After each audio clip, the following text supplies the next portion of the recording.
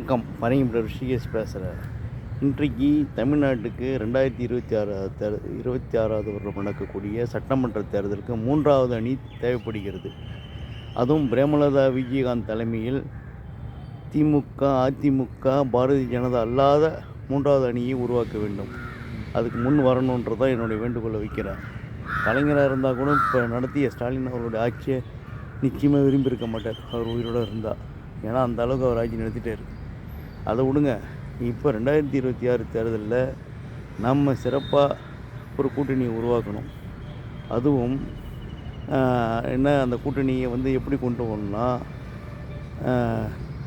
தமிழ் தாயக மக்கள் மறுமலர்ச்சி கூட்டணி என்ற பேரில் ஒருங்கிணைத்து இந்த புதிய கூட்டணியை உருவாக்கி, அந்த கூட்டணியில் பாமக, விடுதலை சிறுத்தைகள், அதே மாதிரி சசிகலா அதிமுக, ஓபிஎஸ் அதிமுக மற்றும் திமுகவிலேயே இந்த வர்றவங்க, கலைஞருடைய பித்து பிடித்தவர்கள், கலைஞருடைய ஆதரவாளர்கள், கலைஞர் பற்றாளர்கள் ஆகியோரெல்லாம் ஒன்றிணைத்து இந்த புதிய கூட்டணியை உருவாக்கி அந்த